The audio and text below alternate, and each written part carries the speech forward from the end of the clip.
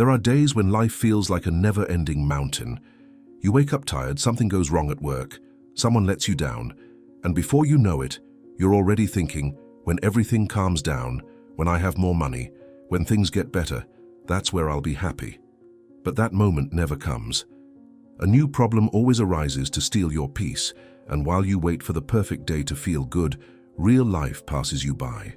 What the Stoics discovered many years ago, and what science confirms today, is that happiness does not depend on what happens outside, but on what you do with what you feel inside.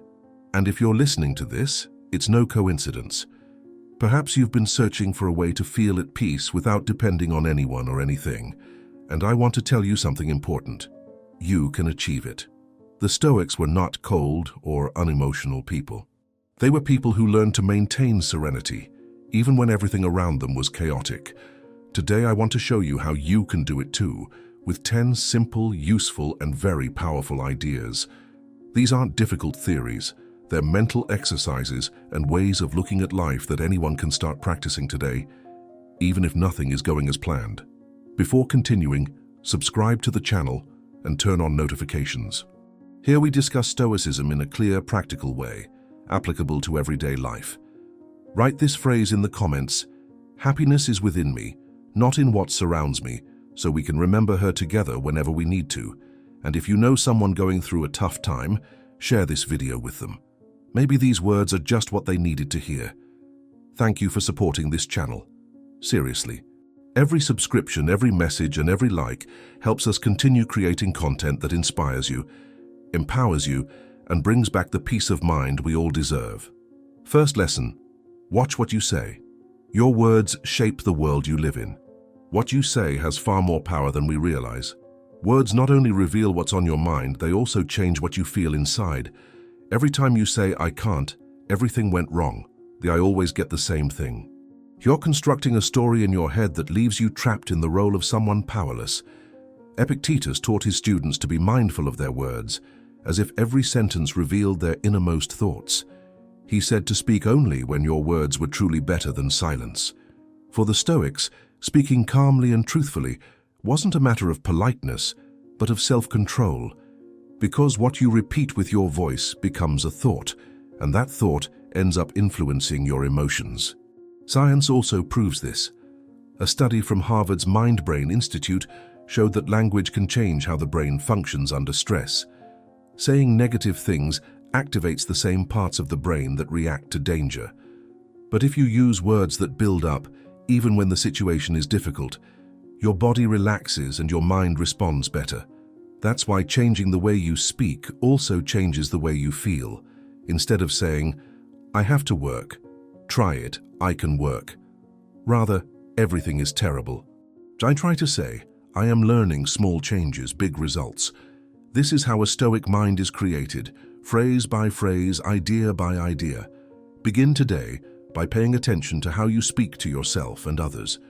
Every time you hear yourself complaining, holding back, or exaggerating, take a deep breath and change your words. This isn't lying to yourself, it's training your mind. The words you choose are like seeds. If you plant calm, peace will grow. If you plant complaints, worry will grow. That's why you should be mindful of what you say, because your words are the music in your head. And I want to ask you something. If your words created your world, and in part they do, what kind of story are you telling yourself every day? Do something small each day that makes you feel strong.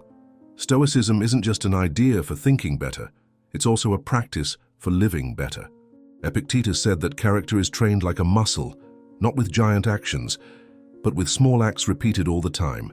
Every time you keep your word, even when no one is watching, every time you do the right thing, even when it's difficult, every time you choose to stay in control instead of reacting impulsively, you are strengthening your mind. What seems like a small gesture today becomes a habit of strength over time. Happiness doesn't actually appear suddenly. It's learned, it's formed with every intentional decision you make each day. Modern psychology agrees with this. Emotional peace grows when we show ourselves that we can keep our promises. You don't need huge achievements to feel capable. Simply keeping small promises is enough. Getting up at the time you chose, not giving up when you're tired, taking care of your body, reading even just one page, not answering in anger. Every small victory sends a clear message to your mind: I can trust myself. And when you trust yourself, the world stops seeming so dangerous. Don't look for your strength in what's happening outside, look for it in what you do every day. Being consistent in small things is worth more than doing something big just once. The Stoics didn't want to be heroes, they wanted to be steadfast. If you do something small each day that makes you feel more organized, calmer, and more alert, you'll be building your character without even realizing it. So I want you to think about this. What simple action could you repeat every day that reminds you that you are stronger than you imagine? Second lesson: don't believe everything you think. Our minds are like machines that never stop. From the moment we open our eyes in the morning until we close them at night, they're constantly creating ideas, opinions, and comments about everything we experience. But the truth is, most of those ideas aren't based on real facts. They're just stories we invent. The strange thing is that even though we know that our mind sometimes exaggerates, invents things, or repeats the same fears, we still listen to it. Epictetus said it perfectly. It's not things that hurt us, but what we think about them. If someone doesn't reply to your message, your mind might create a sad story like, they don't care about me, or they're ignoring me. And you believe it. You worry and feel bad, even though maybe that person is just busy. What moves us from within is not what happens, but what we believe it means. Modern science also confirms this. A Harvard study found that more than 80% of the thoughts we have in a day are negative or repetitive. This means that much of what hurts us comes from taking seriously an inner voice that doesn't always know the truth. Marcus Aurelius had a daily habit. Every morning when a dark thought appeared, he neither pushed it away nor hid from it. He simply looked at it. He said to himself, "This is just an idea, not a reality." That small distance is what the Stoics called inner freedom. When you can look at your thoughts without letting them control you, something inside you settles. You stop reacting impulsively and begin to choose how to respond. So the next time a thought scares you or makes you sad, don't accept it as fact. Pause and observe it. Ask yourself, is what I'm thinking really happening, or is it just a story my mind is making up? If you manage to do this even once a day, you'll notice something surprising. Most of your problems are not in reality, but in the way you interpret it. Tell me in the comments, what thought do you usually believe, even though you know you should start examining it? Third lesson, surround yourself with calm, not noise. Much of what you feel is not born solely within you, but from what surrounds you. Emotions are contagious. If you spend time with people who complain, criticize everything, or make a big deal out of everything, you end up carrying that same energy without even noticing. The same goes for what you consume every day. Social media full of comparisons, scary news, pointless chatter. Seneca said it more than 2,000 years ago, get closer to those who help you be better and stay away from those who drag you down. I wasn't saying this to belittle anyone, but to protect your well-being. The mind, just like the body, needs good things to be healthy. If you feed it noise, chaos, and negativity, that's what you'll feel and think. But if you fill it with tranquility, silence, and people who inspire you to see life more clearly, your inner world changes completely.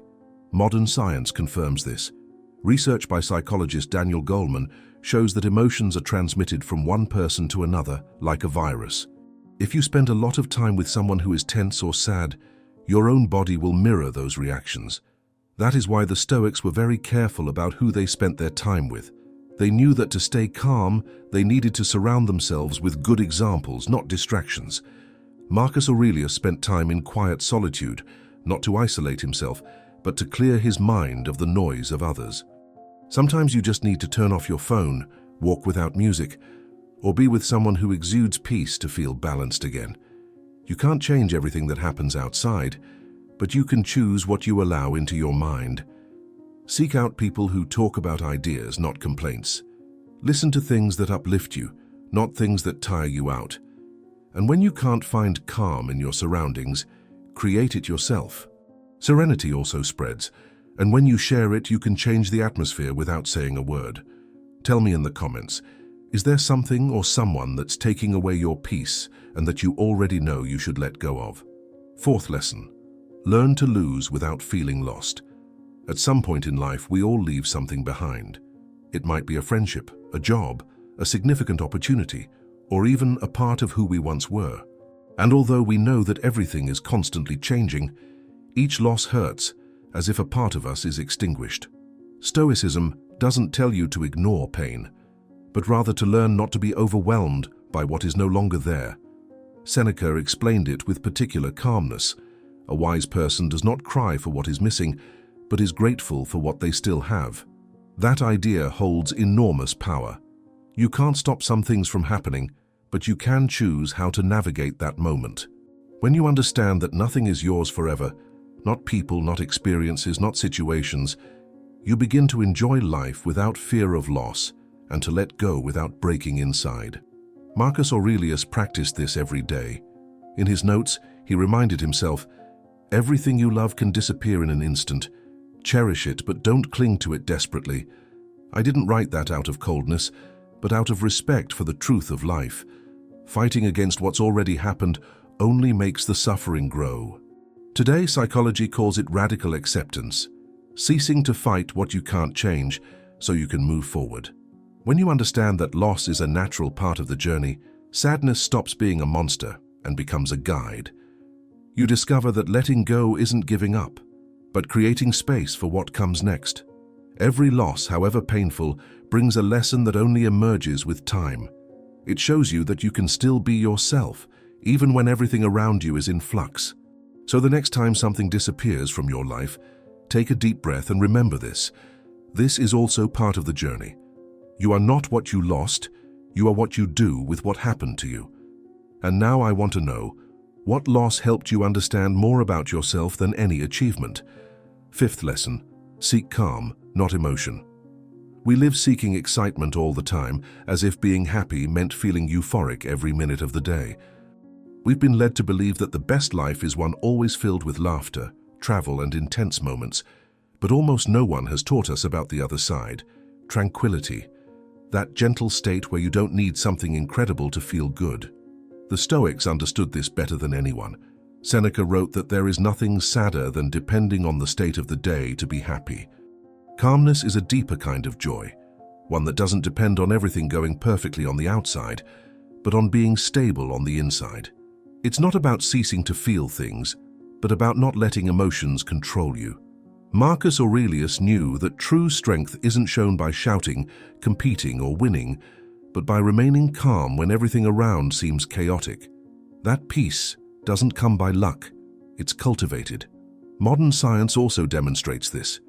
Exercises like intentional breathing or sitting in silence for a few minutes reduce activity in the amygdala, the part of the brain that reacts to fear, and help you better control your feelings.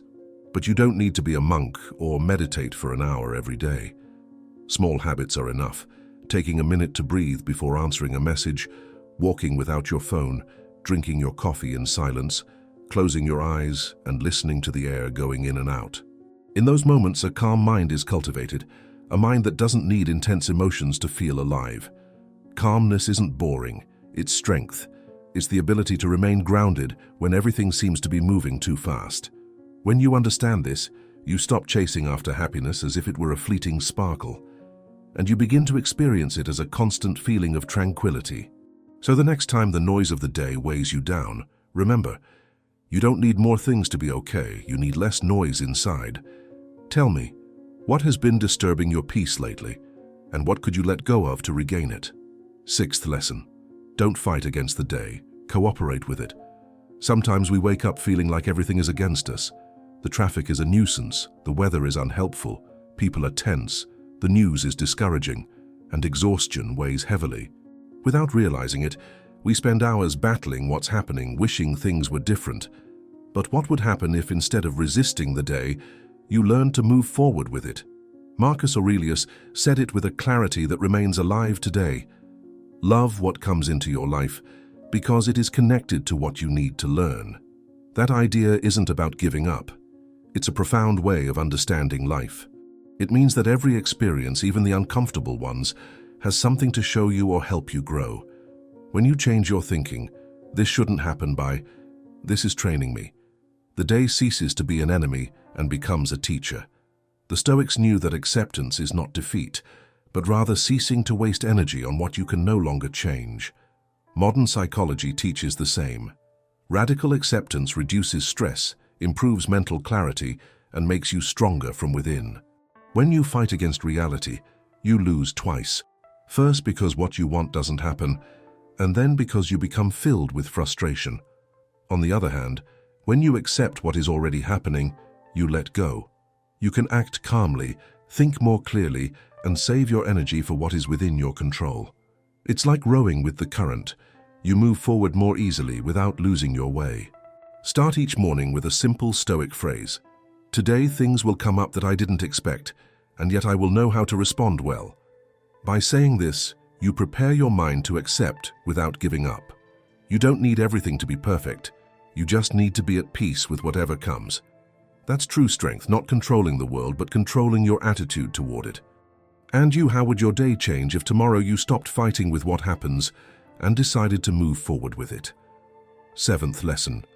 React less, understand more. Most problems do not arise from what happens, but from how we respond to what happens. Does someone speak rudely to you? Does a car suddenly cut you off?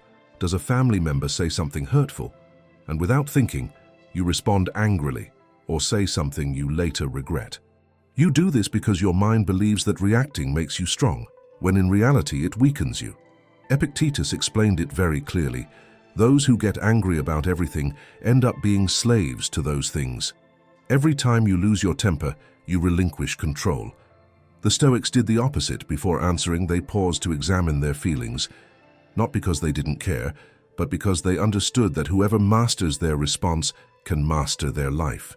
Marcus Aurelius, one of Rome's most important leaders, wrote every morning that he must be ready for criticism, ingratitude, and betrayal. But he didn't do it out of bitterness, but rather as practice. When you know that life brings difficult moments, you're not surprised when they appear. And instead of reacting impulsively, you can respond with clarity. Modern science confirms it. When you act without thinking, the amygdala, the part of the brain that feels fear, is activated.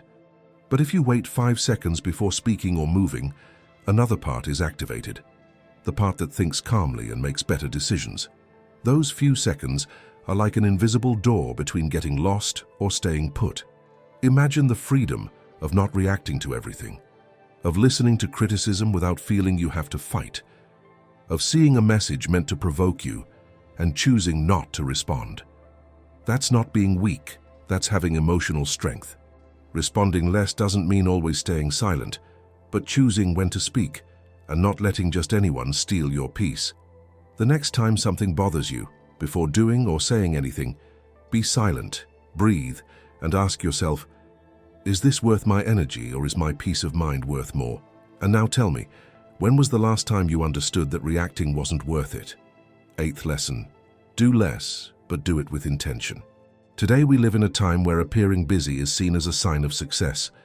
We think we are worth more if we never stop, if we fill our day with activities, and if we are constantly rushing from one place to another. But have you ever wondered if everything you do truly has value? Marcus Aurelius wrote something very wise: do only what is necessary, what is logical and proper for a human being. In other words, it's not about filling your day with 1,000 tasks, but about giving meaning to what you choose to do. When you do fewer things, but truly pay attention to them, your mind calms down, your body rests, and life feels lighter. Joy doesn't come from having too much, but from simplicity. The Stoics understood that a distracted mind is a suffering mind. Epictetus always said that we should focus on what's important, without wasting energy on things we can't control or that don't help us become better people. And modern science says the same thing. Research from MIT shows that multitasking reduces focus, increases stress, and leaves us feeling more empty inside. The more we try to do, the less we enjoy each thing. But when you focus your attention on a single action, eating, walking, talking to someone, breathing, the moment feels complete. There is no yesterday or tomorrow, only you doing what you chose. That is true Stoic productivity, quality over quantity, presence over haste. Imagine what your day would be like if you did just one thing at a time, putting your whole heart into it. If instead of rushing around aimlessly, you chose to move forward slowly but with clarity. Perhaps you would discover that peace doesn't come when you finish everything, but when you do only what has meaning. Start today. Do less, but do it carefully, with intention, with purpose. And now I'll leave you with a question. If you could only choose 3 things to do today, which ones would be really important? 9th lesson. Train your mind not to anticipate misfortunes. Most suffering doesn't come from what actually happens, but from what we fear might happen. The human mind has a strange ability.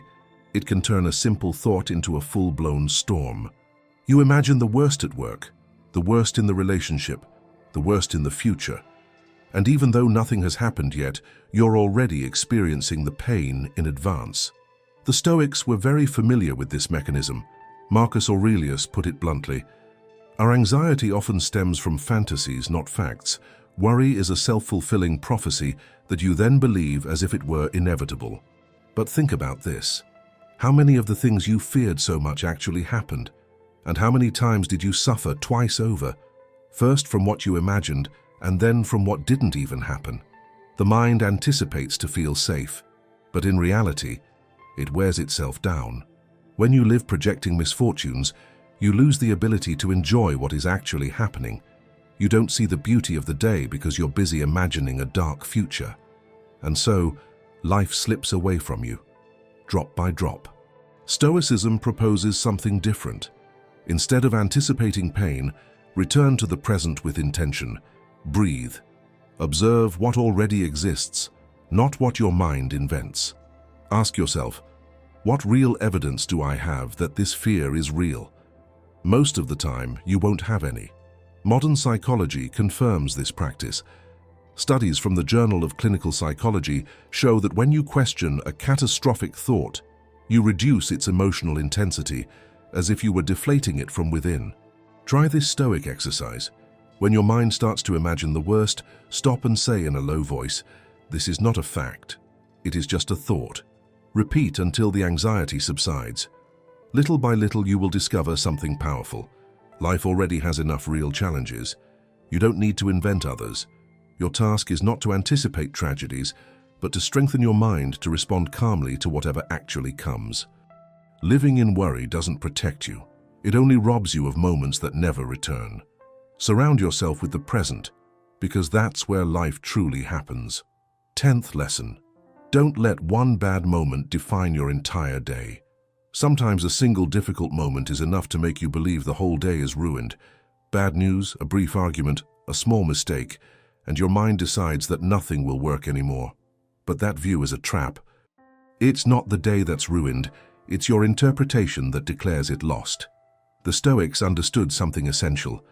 Each moment is independent of the previous one, just as each breath is new, even if it comes after the same sequence. Marcus Aurelius wrote that life is a chain of moments, and that each one can be lived virtuously, even if the previous one was a disaster. Think about this. One difficult minute doesn't have to taint the remaining 23 hours. One mistake doesn't make you a failure. A passing bad mood doesn't mean you're a bad person. The problem is that we confuse a fragment of an experience with the entirety of the day. Neuroscience confirms it. The brain tends to remember negative experiences more. It's an evolutionary bias called negativity bias, but it can also be retrained. If after a bad experience you choose to do something that brings you back to your center, breathe, walk, tidy up, stretch, the nervous system resets. It's not magic, it's biology. The Stoics practiced it in a simple way. Epictetus taught that after any emotional disturbance, one should regain physical composure, as if the body were helping the soul return to its place. A small reset, a gesture of firmness. Here's an exercise. When you feel like you've ruined the day, stop and say, "It was just a moment. This moment is new."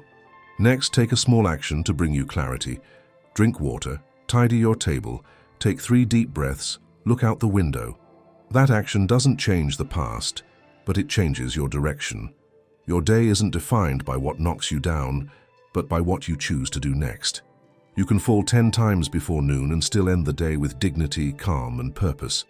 True Stoic strength lies not in living perfect days, but in start over from within every time life pushes you. So remember, one bad moment doesn't deserve the power to ruin your whole day.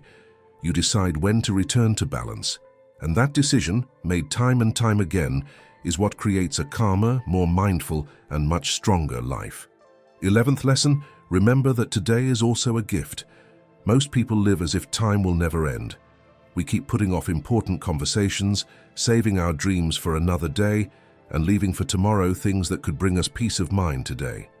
But Stoicism invites us to look at life directly, without escaping, remembering that time is not an eternal gift, but a loan. Marcus Aurelius repeated this to himself in his writings. Don't act like you're going to live for thousands of years. Death is walking behind you. While you're still here, while you can, be a good person. The thought that nothing lasts forever is not sad. It is a reminder to live life with urgency for what matters and with greater gratitude. Every morning you open your eyes, you have another opportunity to choose calm over haste, mindfulness over distraction, and gratitude over complaint. Today, positive psychology confirms something the Stoics intuited centuries ago. Consciously feeling gratitude changes brain activity, activating areas that generate well-being and lowering cortisol levels, the hormone that rises when you're stressed. Gratitude isn't about closing your eyes to pain, but about seeing clearly what you still have. Even on a tough day, there's something to be thankful for. A person, a lesson learned, or a new opportunity. When you make gratitude part of your routine, life stops feeling like a competition and starts to feel like a journey worth taking.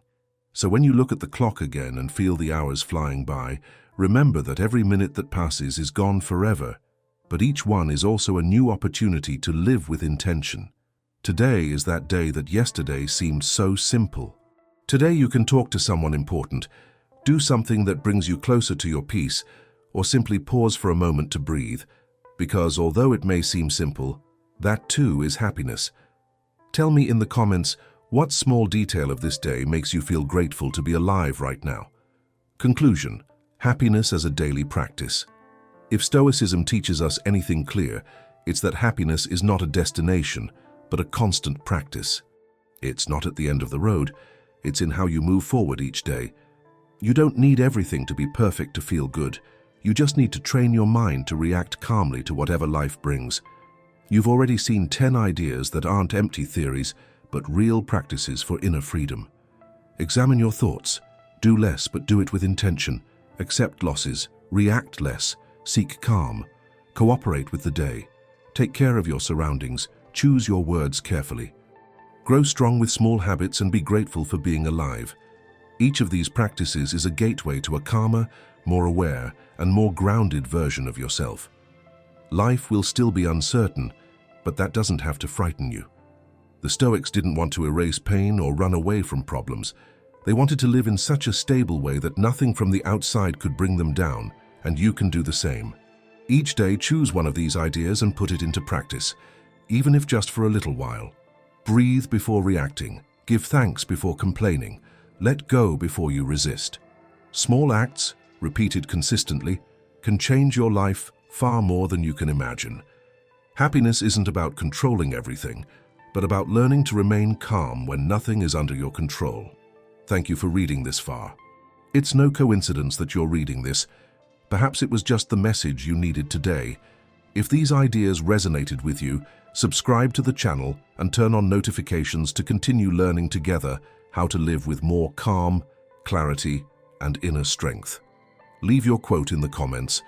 Happiness is something you train every day, to remind us all that this is a path we share. And if you know someone going through a difficult time, share this video with them.